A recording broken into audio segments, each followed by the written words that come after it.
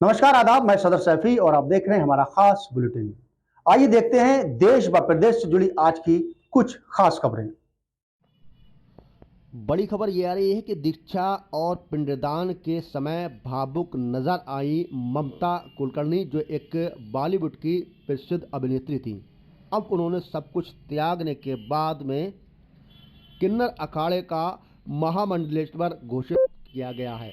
बता दें कि दशक पहले अपनी अदाओं को दिलचस्पी से बूते बॉलीवुड में तहलका मचा देने वाली अभिनेत्री ममता कुलकर्णी अब महामंडलेश्वर बन गई है। किन्नर अखाड़े की महामंडलेश्वर बनने से पहले उन्होंने अपना और अपने परिवार का पिंडदान भी किया है।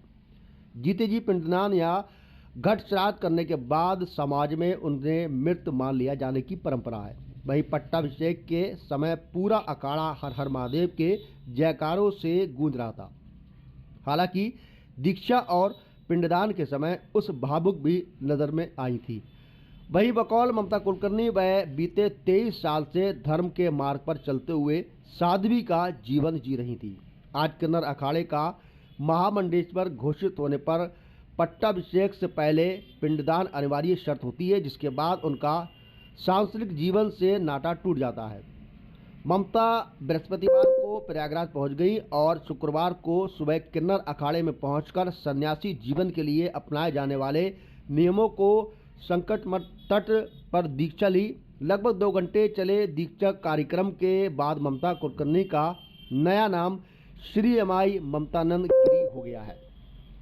इसी बीच में खबर ये आ रही कि किन्नर अखाड़ा आचार्य महामंडलेश्वर लक्ष्मी नारायण त्रिपाठी ने सानिध्य में अपना पट्टाभिषेक हुआ है। इस दौरान श्री पंचम नाम जूना अखाड़ा और महामंडलेश्वर गार्गाचार्य मूलचंद पीठाधीश स्वामी महेंद्रानंद गिरी सहित अन्य साधु संत मौजूद रहे। पट्टाभिषेक के समय पूरा अखाड़ा हर हर महादेव के जयकारों से गूंज रहा था। हालांकि दीक्षा की और पिंडदान के समय वह भावुक भी नजर आई। ममता कुलकर्णी 1990 के दशक में बॉलीवुड की चर्चित अभिनेत्री रहीं। उनके जलवों पर लोग फिदा थे। अचानक ये ममता फिल्मी दुनिया से दूर गुमनामी में चली गई थी। करीब 12 साल बाद उन्होंने ऐसी एंट्री मारी कि उनके चाहने वाले हक्का बक्का रह गए।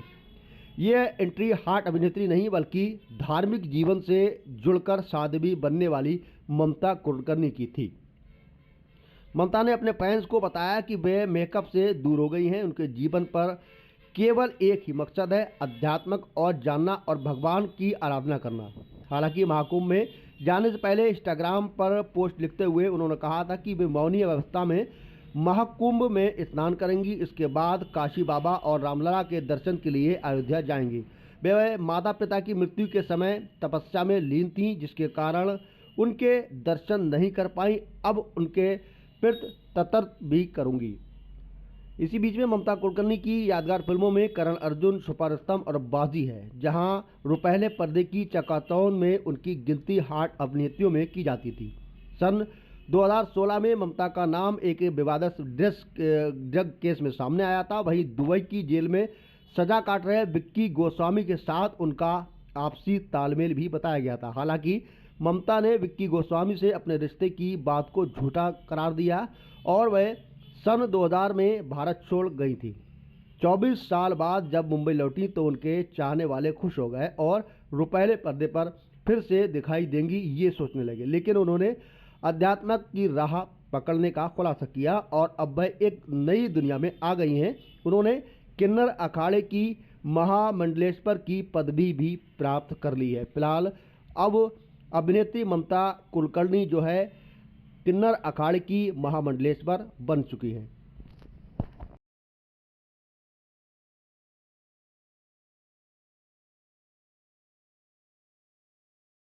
देश व प्रदेश से जुड़ी हर खास खबर के लिए हमारे चैनल को सब्सक्राइब, लाइक व शेयर भी करें।